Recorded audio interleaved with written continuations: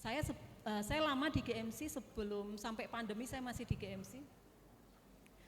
Apakah ibu-ibu perso, anak-anak kita yang datang ke GMC, kelayanan psikologisnya, saya ingin mengatakan semua, tapi saya takut ada 1-2 yang saya terlupa bahwa dia tidak seperti itu. Tapi almost gitu, sebagian besar lah gitu ya.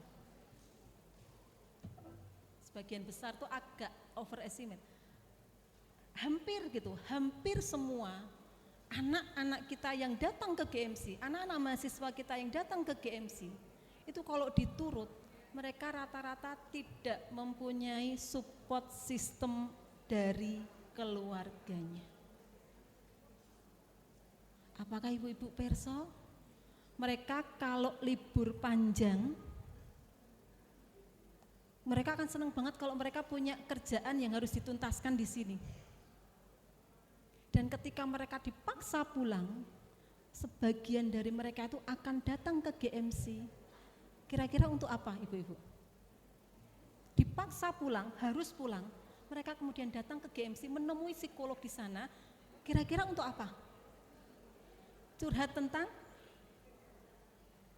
Kira-kira untuk apa? Mau pulang kok, tapi malah ke psikolog.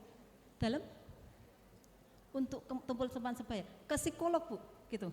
Jadi sebelum pulang tuh malah ke psikolog dulu, memaksa untuk ke psikolog dulu, gitu.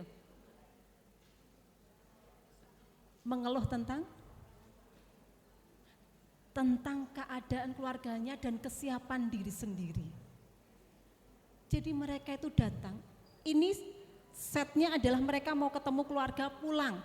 Seharusnya kan seneng, aku mau ketemu mama, kangen rasanya mau ketemu adikku, kangen sama masakan mama, dimasakin pagi hari dan lain sebagainya. Di sini aku cuma beli di kantin. Tapi apa yang terjadi ibu-ibu? Mereka datang itu kemudian salah satu pertanyaan yang mungkin acap kali sering terjadi adalah, mohon izin Ibu Nurun sebentar, ada pengumuman. Oh nggih, monggo. Kepada pemilik mobil Toyota Race warna putih AB 1089NP, mohon untuk dipindahkan karena menutupi pintu keluar hotel. Terima kasih. Monggo Ibu, bisa dilanjut. Untung bukan ini ya, saya nggak hafal soalnya kok saya nomornya gitu, tapi saya nggak bawa.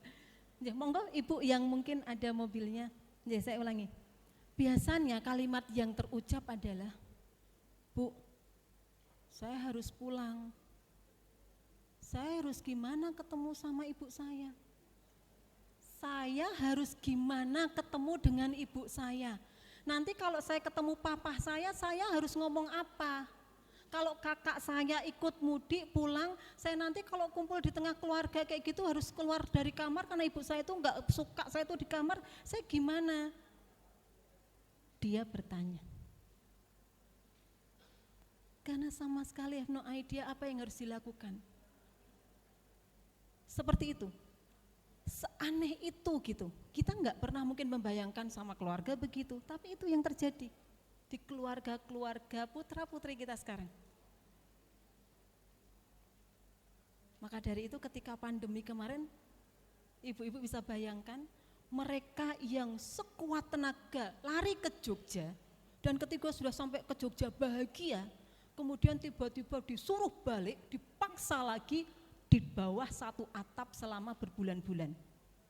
Bagaimana kemudian tidak naik angka gangguan jiwa, relapse-nya?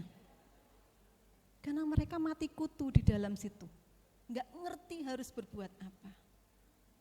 Nah itu gambaran gitu, bahwa sekarang ini keluarga itu malah justru menjadi faktor risiko bagi anak-anak kita. Keluarga, PR utama kita gitu. Kita mulai dari keluarga, dan ini sejalan di CPMH menika, kami tidak mulai dari keluarga fokus utamanya waktu itu. Kami mulai dari komunitas, kemudian ke sekolah, kemudian ke penyintas kebencanaan, kemudian juga ke industri, baru kemudian fokus ke keluarga. Kami mendapati ternyata benar-benar poros pokok permasalahan itu ketika diturut itu ada di keluarga. Persoalan di masyarakat, persoalan di tempat kerja, persoalan di sekolah, persoalan di kebencanaan, itu ketika ditarik gitu, yaitu kemudian di keluarga. Sekritis itu perannya, sesignifikan itu peran keluarga bagi kesehatan mental anggotanya. Antara ngeri, antara ada harapan tapi juga ngeri. Gitu. Karena kalau kita melihat ya potret keluarga kita sekarang begini, begitu. PR-nya besar sekali. Institusi komunitas sama. Institusi komunitas itu bisa menjadi faktor protektif yang amat besar. Tapi kalau salah, itu bisa menjadi faktor risiko. Kami itu selalu berpesan ke teman-teman remaja untuk selalu cek and recheck, mengevaluasi circle-nya. Circle boleh, berteman dekat, lekat dengan para bestie boleh. Tapi harus cek and recheck kapan bestie-bestie circle itu sudah menuju ke arah toksik. Segera keluarlah, sebelum terjebak di situ nggak bisa keluar. Setiap kali harus dipantau. Kita sebagai keluarga, sebagai orang tua harus ikut memantaunya mau tidak mau, ibu-ibu. Ini kembali lagi ke pakem awal gitu, bahwa sebenarnya untuk membesarkan seorang anak itu membutuhkan, untuk membesarkan satu anak apakah hanya memerlukan orang tua?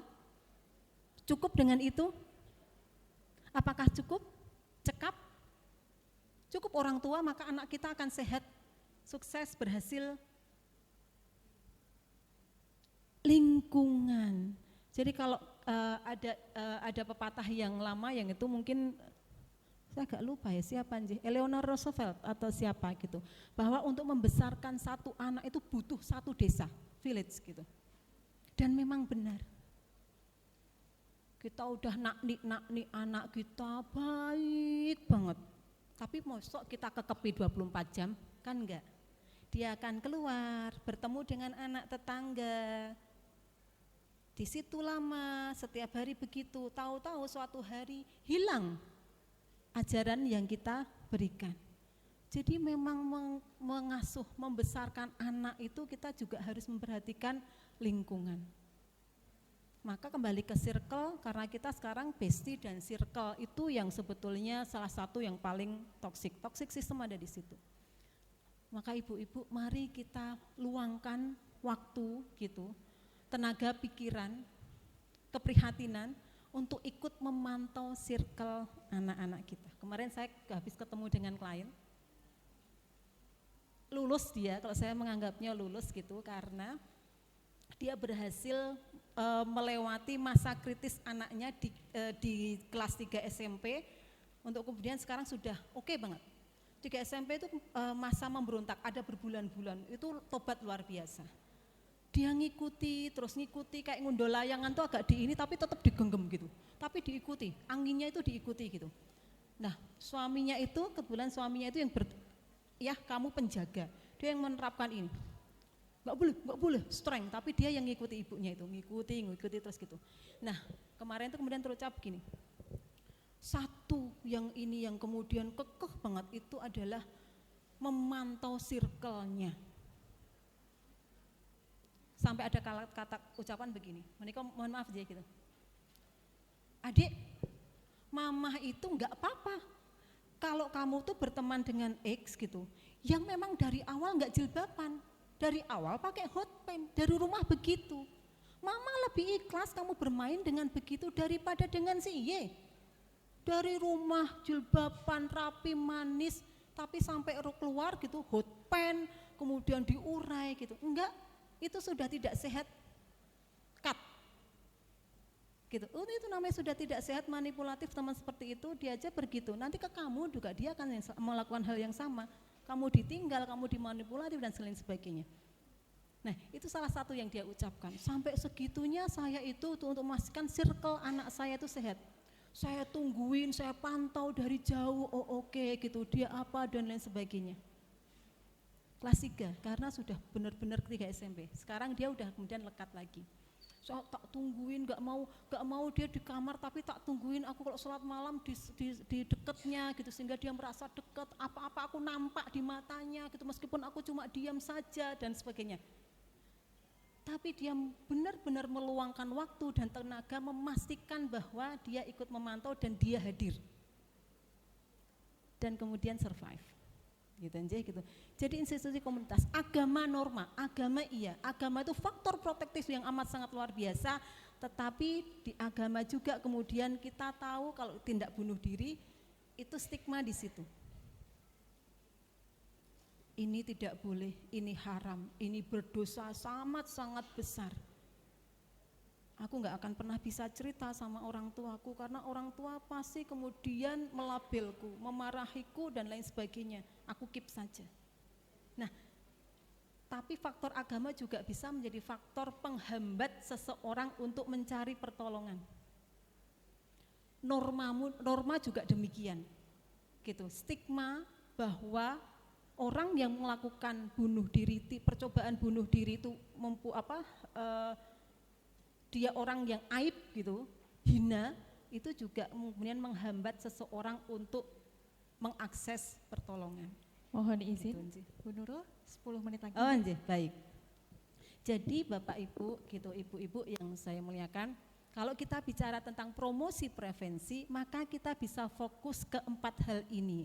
Akses ke perawatan psikologis juga gitu. Di satu sisi oke, tapi di sisi lain kalau tidak tepat itu bikin kapok. Ibu-ibu mungkin pernah membaca di media pengalaman-pengalaman orang yang mengakses hotline, dia sudah muntup-muntup mau bunuh diri, dia mengakses hotline tapi kemudian dia mendapatkan jawaban atau respon yang kemudian tidak menyenangkan dan membuat dia kemudian merasa semakin tidak berharga.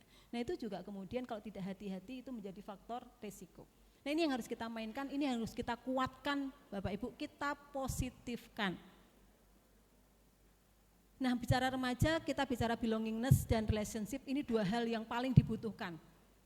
Diakui, diterima, dirangkul tanpa syarat dan juga hubungan gitu, hubungan yang sehat.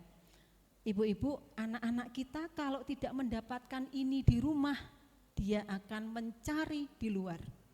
Mencari di luar, dia cari di sekolah terlebih dahulu. Ketika di sekolah dia tidak dapat, yang dia dapat malah bully, pengabaian dan lain sebagainya, dia akan cari keluar. Apapun yang menawarkan itu, dia akan terima dan dia akan anggap itu hero. Klitih dan lain sebagainya, kemungkinan besar kalau menurut penelitian karena mereka tidak menemukan ini di 2 institusi utama, keluarga dan sekolah. Mereka cari di luar, mereka dapat itu, harganya apapun itu akan mereka bayar. Karena itu yang dibutuhkan, kebutuhan dasar. Nah, kita masuk ke perilaku bunuh diri. Bapak Ibu, bolehkah nyun tolong untuk langsung ke slide terakhir.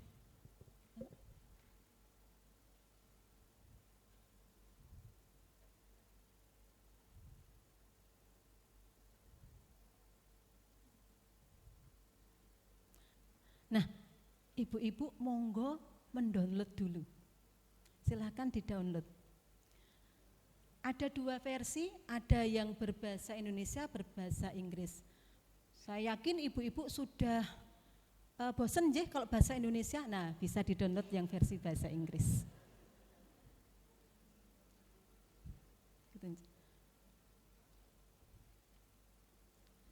Bisa diketik nggih ugm.id/spgi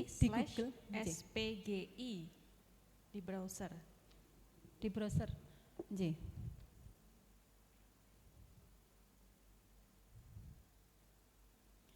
Harusnya di barcode ya Mbak ya, jadi gampang ya. Sampun terdownload.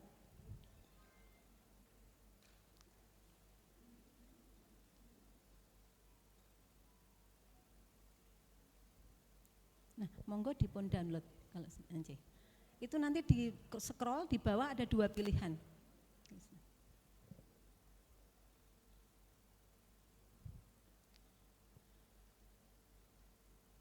Sampun?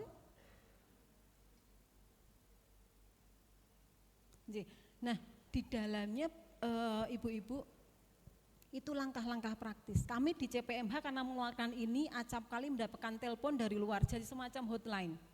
Kak, teman saya mau bunuh diri, saya harus apa? Dia sudah melakukan ini, saya harus apa? Kami pandu lewat ini.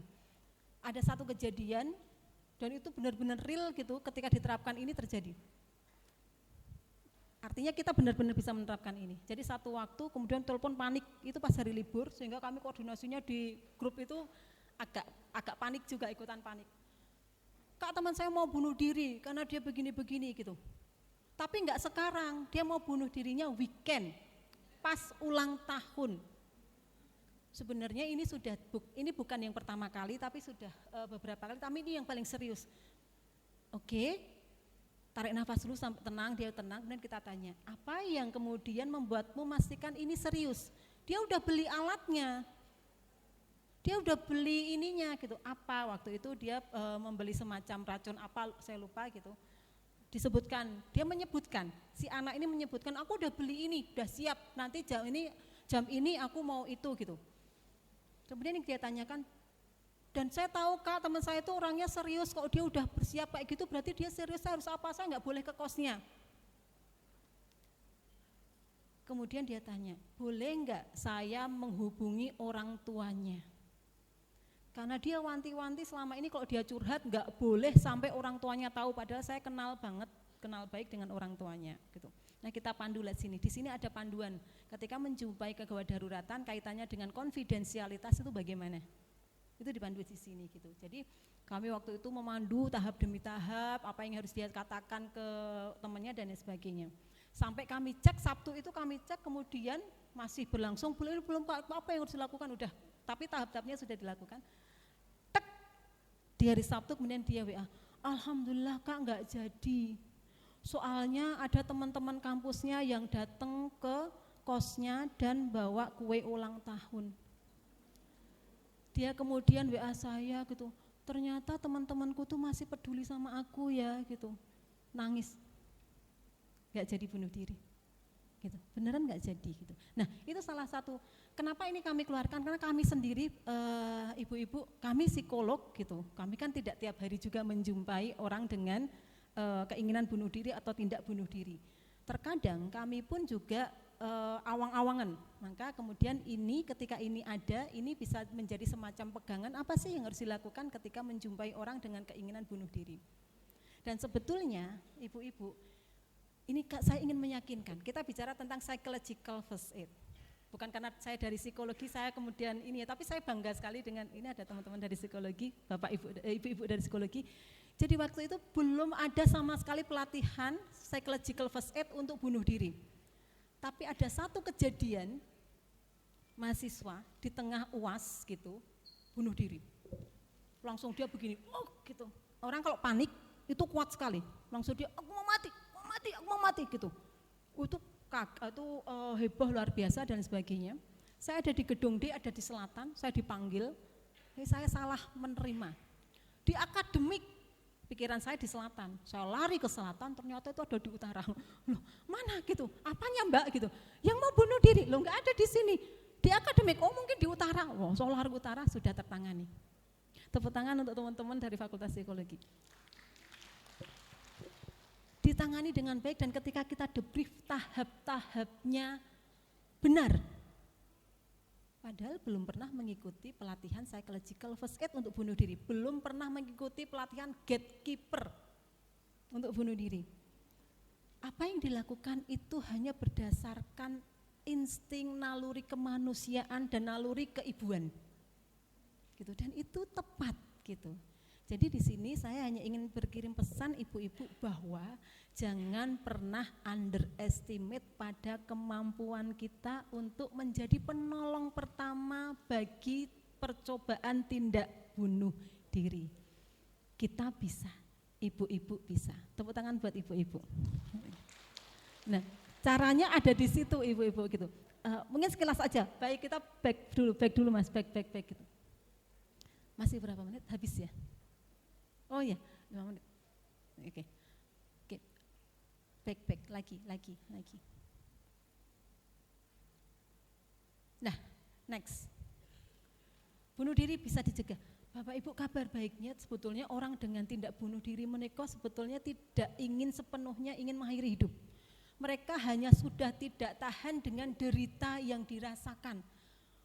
Pengapnya, nggak bisa bernafasnya, gelapnya, itu yang mereka nggak tahan. Itu sakit gitu, kayak yang saya itu pernah punya klien. Waktu saya masih sok tewu gitu, awal-awal gitu, masih di 5 tahun pertama, saya sok tewu banget. Kamu pasti sedih sekali, sok empati gitu, saya yang benar-benar saya tahu dan segala macam gitu. Anaknya itu Mak Plenggong lihat, memang dari awal flat datar gitu. Lihat saya gitu. Tapi saya enggak sedih, Bu. Saya enggak pernah sedih. Oh, oke. Lalu apa yang kamu rasakan? Kosong. Enggak ada apa-apa, kosong. Dan kosong itu terkadang jauh lebih terasa dibandingkan rasa sedih. Rasa sedih itu kita bisa melankolis, Bu. Bisa nangis, bisa menghura-hura, mengharu biru maksudnya. Mengharu biru gitu, yang menikmati rasa sedih kita gitu. Kayak pengen menunjukkan kepada dunia, aku ini loh paling menderita sedunia gitu. Kalian tuh gak ada apa-apanya. Kita tuh ada rasa begitu. Menggelayut gitu, melankolis. Kosong hampa itu enggak begitu. Sakit, pengap. Sampai kadang enggak bisa bernafas. Kayak yang, makanya ketika orang panik itu sebetulnya rasa sesak itu terkadang karena dia hampa. Kayak yang, dia memang sesek di sini, kayak yang, Ibu bayangin di suatu ruang, sini kosong enggak ada apa-apa gitu. Ya segelap itu, sehampa itu. Itu hampa banget. Nah, orang dengan tindak bunuh diri itu terkadang bukan ingin mengakhiri hidup, tapi enggak tahan dengan situasi itu. Sakit gitu. Sakit rasanya yang udah aku enggak tahan gitu, udah akhiri aja. Makanya itu eutanasia ya gitu. Di luar itu ketika dilakukan ya karena mereka memilih untuk aku pengen mengakhiri penderitaan ini. Karena memang nggak mungkin lagi, aku tinggal menunggu mati, maka kemudian mengkonsumsi obat yang menurunkan keberfungsian. Karena euthanasia begitu, gitu. Memilih untuk aku tidak ingin melanjutkan derita ini. Ya kalau kita orang beriman kan, loh itu tuh untuk membasuh dosa-dosa kita, begitu kan, gitu di akhir-akhir itu, gitu. Tetap bertahan, tetap ikhtiar. Tapi orang-orang ini enggak. Aku nggak mau lagi merasakan ini, gitu. Jadi bukan benar tidak ingin hidup, bukan. Next, maaf. Nah, jadi jangan meremehkan. Nah, Bapak Ibu ini untuk mengenali. Jadi ibu-ibu orang mau bunuh diri itu tidak yang kemudian hanya mengatakan aku pengen mati. Itu terlalu sederhana. Apalagi masyarakat kita yang tahu bahwa itu hina, aib, dosa. Mereka memakai kata-kata kalimat bersayap. Kayaknya kalau berakhir lega ya. Boleh nggak aku besok nggak bangun lagi? Atau dia kemudian banyak hal gitu. Tidak ada harapan, sepi, bersalah, benci pada diri sendiri, kegelisahan tinggi gitu. Kemudian berdoa hasrat untuk, maksudnya berdoa benar-benar yang cukupkan usiaku sampai di sini, aku sudah tidak tahan lagi, yaitu kalimat-kalimat itu tanda-tanda dia memang sudah tidak tahan lagi dengan penderitaannya. Ekspresinya seperti itu. Nah, perubahan yang kemudian terjadi menarik diri, meningkatnya suasana depresif, mulai melukai diri sendiri, berat badan turun, hilang minat yang amat sangat, nggak tertarik lagi pada apapun termasuk hobinya. Nah, mengancam melukai, ini juga mengenali orang dengan bunuh diri ada di sini. Berbicara menulis kematian. Mohon maaf Cik, ini ada yang dari UGM Residen. Mboten Cik, gitu. Waktu peristiwa di UGM Residen itu sudah terlihat dari status-statusnya, status WA, status sosmednya. Dia udah memosting banyak hal di situ tentang keinginan untuk mengakhiri semua derita ini lewat puisi, lewat cara dia menceritakan ini dan lain sebagainya. Nah, itu diceritakan. Jadi dia menulis itu, bercanda tentang kematian gitu. Terkadang begitu. Kita mungkin bisa mengatakan begini. Don't take it seriously. Iya, dulu mungkin bisa. Sekarang saya agak khawatir kalau sekarang jujur gitu. Anak-anak sekarang itu impulsif banget. bercanda, oke bercanda mungkin, tapi sekali waktu ketika kemudian kita ignore, abai, itu bisa langsung nekat, jedek, dia impulsif sekali. Anak-anak sekarang begitu. Gitu, jadi memang kemudian kita mau tidak mau itu serius atau tidak, kita harus menanggapinya serius. Kemudian mencari cara bunuh diri yang di UGM Residen, ini untuk belajar bersama aja gitu, untuk belajar bersama. Dan banyak sebenarnya kasus gitu, yang di-keep, yang kemudian tidak terbawa keluar. Dan Bu Nurul, 1 menit lagi. Oh aja gitu. Nah di UGM Residen itu dia bertanya tentang, ini kalau terjun mati enggak? Kalau dari lantai 5 ini kalau terjun mati enggak ya? Atau di kasus lain, kalau ini tuh kalau luka di gitu tuh keluar darahnya itu sampai berapa menit sih kita lemes? Gitu. Untuk orang yang punya riwayat melukai diri itu pertanyaan yang amat sangat serius. Kalau kita cutting, kalau kita gores itu tuh, ini pertanyaan aja loh, rasa serius toh gitu. Kayak lo nggak di film-film itu, kalau di itu kemudian dilewer itu darahnya itu berapa menit toh sampai kemudian dia mati, itu udah tanda. Gitu. Nah hal-hal lainnya juga demikian.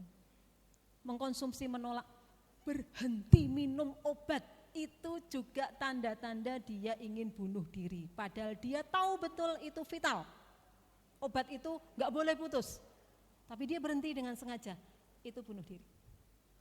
Tidak mau makan, mogok makan, itu sebenarnya kecuali yang demo. Nah tujuannya lain, beda lagi nih. Nah mencoba menyelesaikan semua urusannya dengan orang lain itu juga. Nah pertolongan pertamanya adalah melakukan pendekatan. Itu sudah ada di bukunya ibu-ibu gitu. Pertama melakukan pendekatan, pilih waktu yang tepat, harus tahu OKBD-nya seperti apa, orang dengan kecenderungan bunuh dirinya seperti apa. Terima kalau belum mau bicara, beri ruang, beri waktu, sabar. Jangan diinterogasi, jangan dipepet, jangan dipaksa, haram. Karena akan mental, kepo banget sih, risih gitu, akan mental. Kan ini masalah yang sensitif ibu-ibu. Nah kemudian satu-satunya cara untuk memastikan setelah pendekatan kita mulai dekat, kita mulai bisa cicat, ngobrol, yang bisa memastikan apakah memang dia punya pikiran atau keinginan bunuh diri, itu ditanyakan.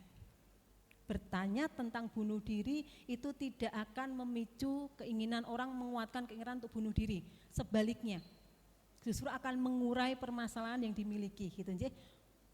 Tapi dimulai dengan bertanya, kabarmu gimana, perasaanmu gimana, apa yang kamu rasakan, apa yang bisa aku bantu. Baru melipir-melipir kemudian ditanyakan, kamu pernah nggak terlintas pengen mengakhiri semua ini, mengakhiri saja semua ini? Kok kayaknya berat banget, pernah nggak terlintas kamu, udahlah selesai saja sampai sini. Pernah nggak kamu terlintas begitu? Pernah, pengen mati rasanya, dapat. Itu ditanyakan. Atau kalau sudah dekat pengen langsung, kamu pernah nggak kepikiran mati aja lah gitu? Pernah nggak kepikiran gitu? Oh aku pernah. Kemarin aku kepikiran kayak gitu, dapat. Tapi itu bisa ditanyakan kalau kita sudah dekat. Nah itu tektokannya harus luas dulu. Tapi satu-satunya cara untuk memastikan dikonfirmasi, begitu nggih, gitu. Sudah selesai, bertanya tentang sabar, beri waktu dan lain sebagainya. Tanyakan apakah mau ditemani dan lain sebagainya, sudah ada caranya di dalam buku. Dan nah itu mungkin ibu-ibu yang bisa saya sampaikan. Mohon maaf bila ada kata-kata yang kurang berkenan. Saya akhiri. Assalamualaikum warahmatullahi wabarakatuh. Waalaikumsalam warahmatullahi wabarakatuh. Baik. Terima kasih Bu Nurul atas penjelasannya. Tadi kita sudah mengetahui ya bahwa untuk angka prevalensi upaya bunuh diri di kalangan remaja itu tinggi, gitu. Dan keluarga salah satunya itu bisa menjadi faktor protektif maupun juga faktor risiko, sehingga kita yang berada di sini bisa menjadi orang yang mendekat begitu dengan anak-anak kita sehingga tidak mencapai perilaku bunuh diri. Kemudian ada beberapa hal yang bisa dilakukan, yaitu mendekat, ngobrol dan juga bertanya kalau ada kecenderungan. Dan yang paling penting adalah buat agar anak-anak kita merasa diterima di lingkungannya, baik di rumah maupun di sekolah begitu ya. Dan juga punya interaksi hangat begitu ya, sehingga bisa menjaga mereka. Baik, terima kasih Bu Nurul. Untuk setelah ini kami akan membuka kesempatan pada 3 orang penanya. Dipersilahkan boleh mengangkat tangan.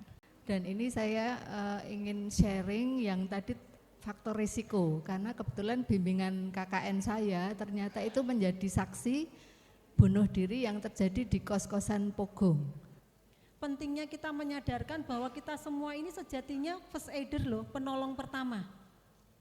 Yang harus tengok kanan kiri setiap kali untuk memastikan apakah orang di kanan kiriku baik-baik saja.